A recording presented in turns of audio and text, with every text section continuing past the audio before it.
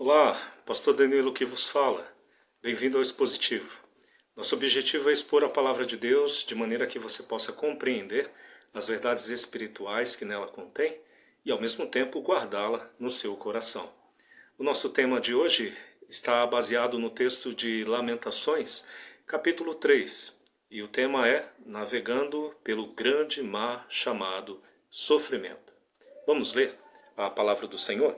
Lamentações, capítulo 3, dos versículos de 1 a 5 diz: Eu sou o homem que viu a aflição pela vara do seu furor.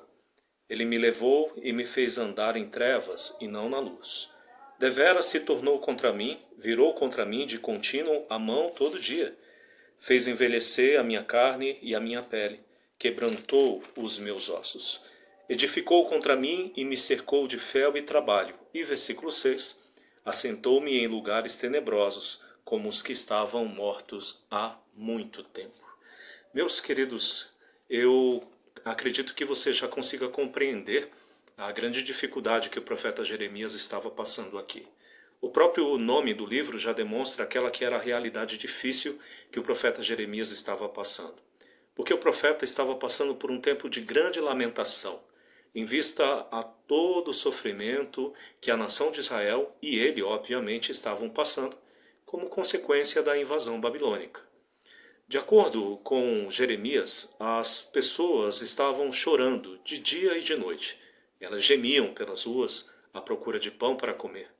E a situação era tão desesperadora que Jeremias chega a afirmar no capítulo 2, versículo 13, que grande como o mar era a calamidade da nação, e quem poderia o socorrer? Ou seja, os israelitas nesse momento, assim como o próprio Jeremias, estavam à deriva nesse grande mar chamado sofrimento. E Jeremias, assim como eles, foi alguém que sofreu muito, tanto que no versículo 1 ele afirma que viu a aflição não como um mero espectador, mas como alguém que passou, que experimentou pelo sofrimento. Alguém que padeceu, que se viu em angústias. Isso prova que a dor e o sofrimento são reais, mesmo na vida dos servos de Deus. Até porque é por meio do sofrimento e dor que algumas vezes nós seremos provados pelo Senhor, como era a realidade do profeta e do próprio povo de Israel. Jeremias ele reconhece nesses versículos que a aflição pela qual ele estava passando consistia na verdade numa grande prova que vinha da parte do Senhor. Pois ele diz que foi Deus que o fez andar em trevas. Foi Deus que o fez andar em lugares tenebrosos. Que foi Deus que despedaçou os seus ossos e o cercou de veneno e de dor. Foi Deus que expôs ele e a nação à vergonha e que prendeu eles em correntes das quais o profeta não conseguia sair. Ele também tinha a sensação que Deus nem sequer ouvia as suas orações conforme o versículo 8. E não é exatamente assim que nos sentimos diante de algumas situações difíceis que nós passamos em nossa vida? Como se nós estivéssemos presos a uma situação desesperadora da qual nós não conseguimos sair? E que nem Deus pode, algumas vezes, nos ajudar? E é claro que quando nos sentimos assim, se torna difícil compreender o propósito e até mesmo a participação de Deus. E por que digo isso? Porque nessas situações nós imaginamos que Deus perdeu o controle.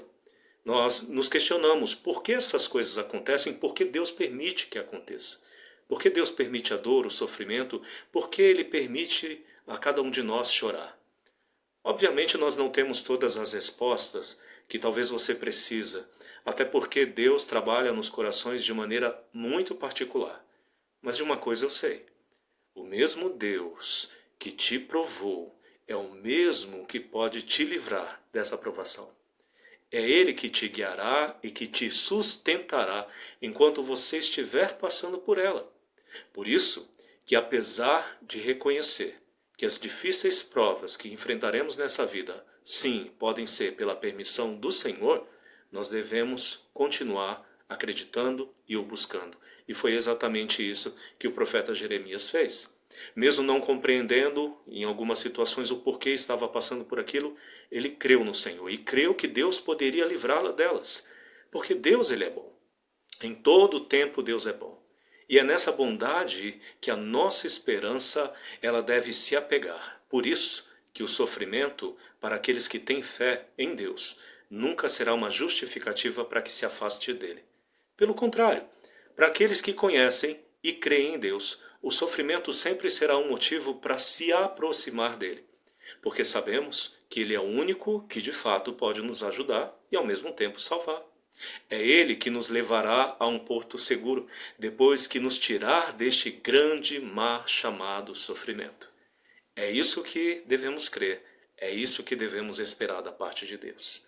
Que Deus abençoe essa palavra ao seu coração e que você possa meditar nela para que possa lhe ajudar a passar por esse grande mar chamado sofrimento.